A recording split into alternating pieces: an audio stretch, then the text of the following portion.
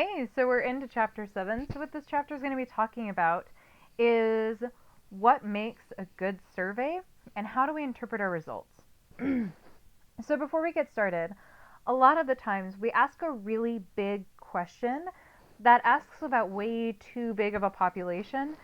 So what that means is that we can't observe every single person we want to, so what we have to do is take a subset or a sample and then answer a question about that. So first, we have to look at some vocabulary. So a population is a group of objects or people we wish to study. So for example, if we want to look at heights of US males 18 to 60, okay, then what our population would be is the group of objects or people. So we want to look at these people. We want to look at US males. Now the parameter is the numerical value that characterizes some aspect of this population. So if we are interested in the heights of US males, then our parameter for this example, let's say that we want to look at average height of US males.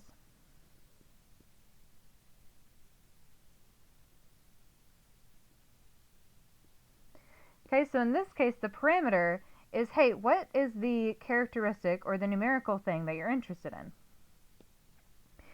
Now, a sample is a collection of people or objects taken from the population of interest. So it's impossible for us to get the height of every single US male between the ages of 18 to 60.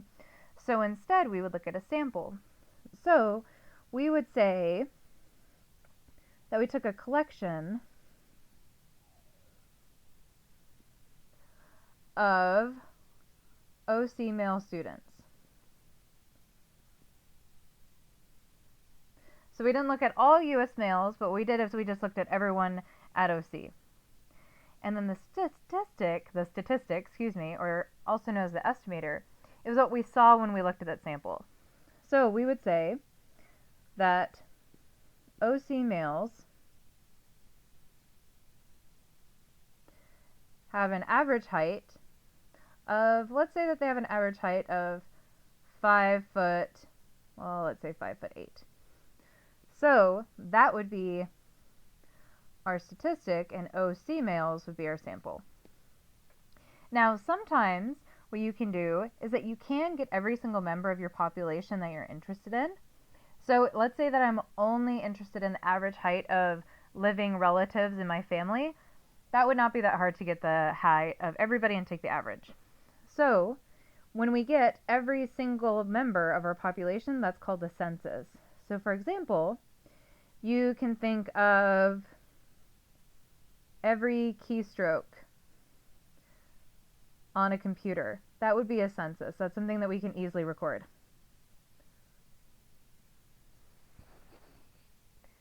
Okay. So let's look at an example of defining these things. So today I made up a fake study, and in my fake study I wanted to study the entire mouse population of Washington State and decide what percentage of mice were males and females. I safely collected 15,433 mice and released them back into the wild unharmed. The survey found that 48% of the mice were male. So, if I'm going to identify the population, who was I interested in? Well, I was interested in the mouse population of Washington. Now, I couldn't get every single mouse in Washington, but what I did get is I collected 15,433 mice.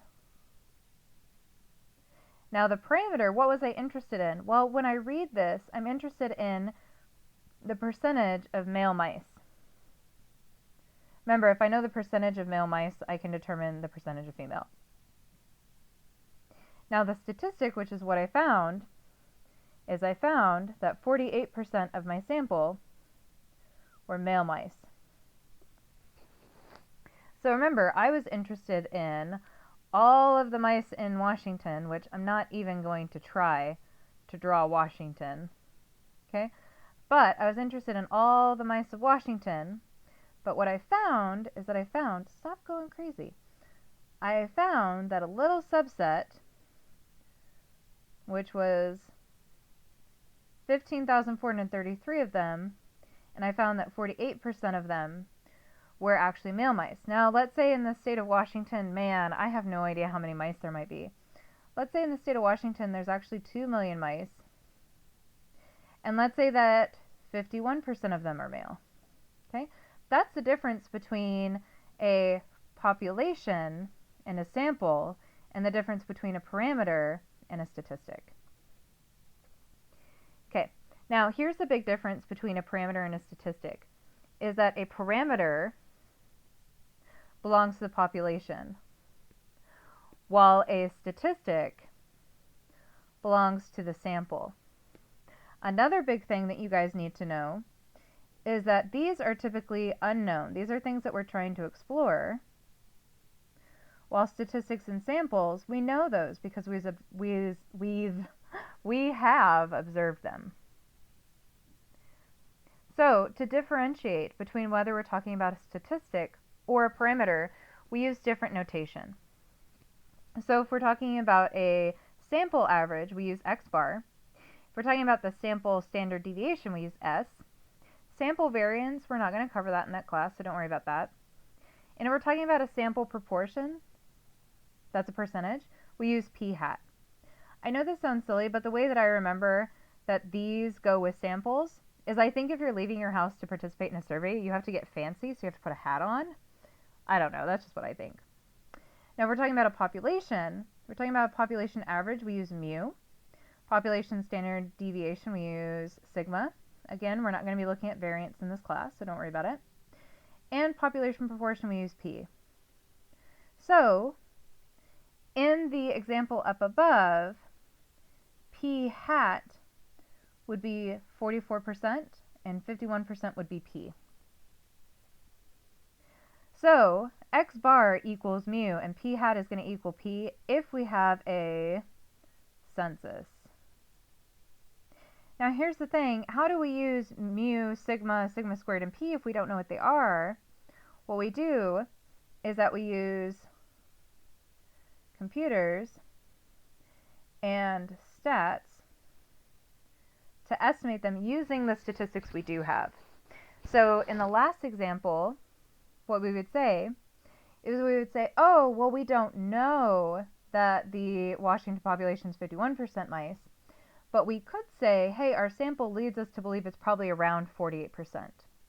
We're also going to get numerical tools on how to be a better estimator, so how to get 48% to be closer to the actual 51%, but that'll be later on in this chapter. The next thing we're going to talk about is some problems that you might incur with bias.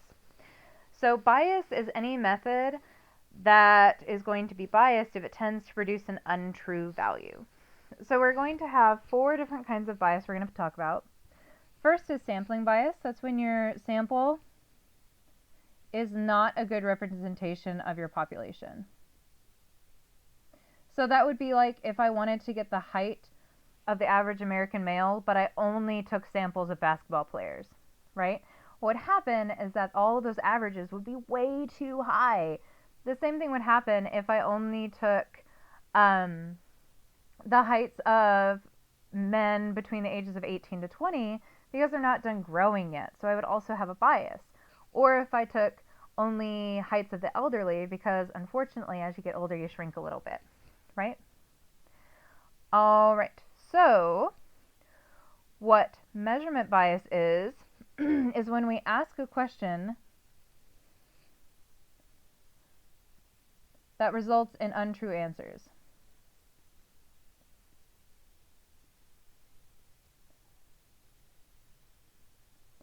So for example, this could be asking somebody what their weight is. They might lowball you, they might highball you. Asking somebody if they've ever cheated on their taxes or any other illegal activity, they're going to lie. So what that encourages is measurement bias. Now, response bias is when people only answer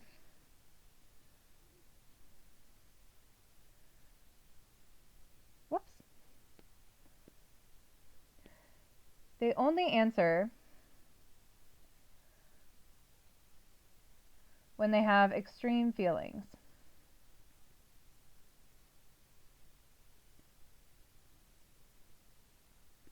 So what happens is, even though most people fall kind of in the center on really political issues or really extreme issues, what happens is that if you release a survey, you only get people that answer like on the extreme right or the extreme left, or on the extreme one side of the problem or on the extreme other side of the problem, and you don't get what most people actually think, which is some blend of the two.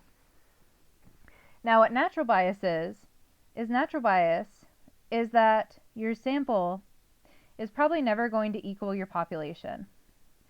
So X bar is probably never going to be exactly the same as your population.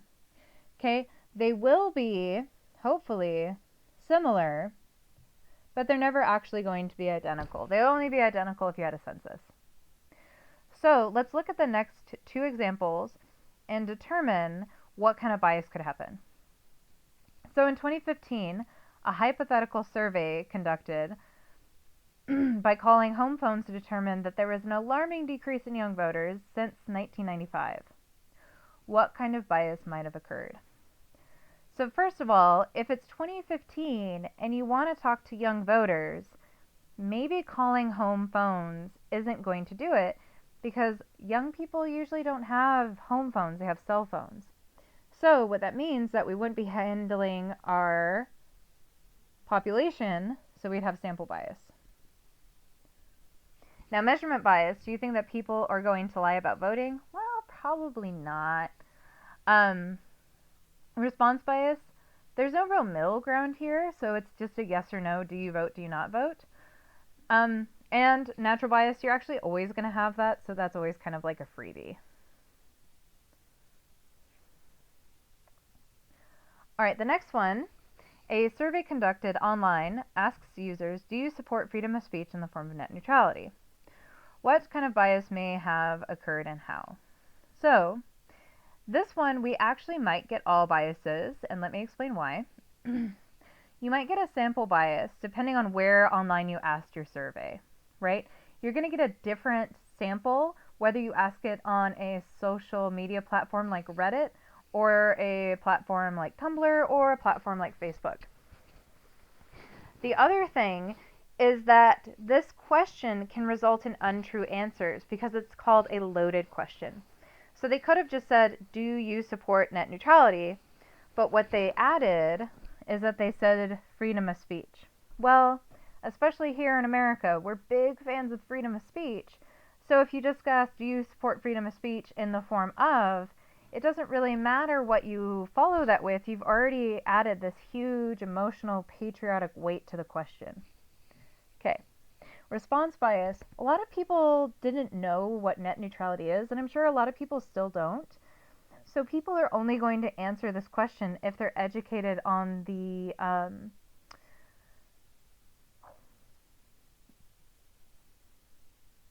issue at hand, which means that they probably did a lot of research and already have strong feelings about it. Last but not least, we have natural bias, because again, that's a freebie. Your sample is never going to be a perfect representation of your population, but we can try as hard as we can to get it. All right, now, some important questions that you should ask anytime you're looking at a survey is, what percentage of people who were asked to participate actually do so? Did the researcher choose people to participate, or did people choose to participate themselves? And who or what was included in the survey, and who or what was left out? So, first off, if I give out a survey and only 2% of people answer the survey, what was wrong with my survey that I didn't get more answers? And what made those 2% respond, right? All of those questions seem to point to a possibility of bias. Now, if the researchers chose the people to participate in the survey, did the researchers choose people biasly? And if people themselves chose to participate, did they choose to participate because they had strong feelings, and are we going to get some response bias? Last but not least is who or what was included in the survey and who or what was left out. So again, this is a method of cherry picking. That's going to have sampling bias, right? If I only ask rich people what they think of tax cuts, then I'm leaving out an entire population that's going to be the most heavily influenced by this or affected by it. So how do we reduce bias? How do we minimize this? Well, what we try to do is we try to make our sampling as random as possible. So one thing that happens is that people do something called a convenient sampling. This happens more than you think, especially in journals, because what they do is that the surveyor just gathers people that are convenient for them. So people on campus, other researchers they know, right?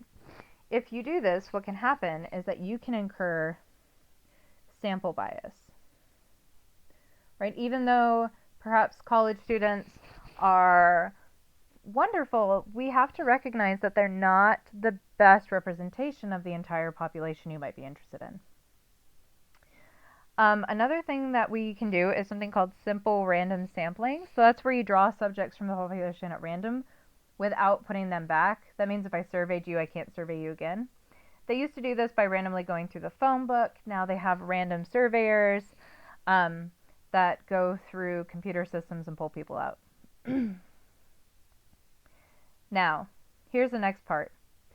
What do you think is more important when we're taking a random sample? Do you think it's more important for the sample to be big, or do you think it's more important for it to be random? Well, let me ask you this. Which one would give me a better idea of the average height of a US male? If I had 1,000 basketball players I took a sample of, or 20 random people off the street? Well, 20 random people off the street, so it's actually more important for a sample to be random, more important than for a sample to be big. All right, good. We're going to use all of this information and actually start looking at what happens when you take a sample and what happens when you repeat that over and over and over and take multiples.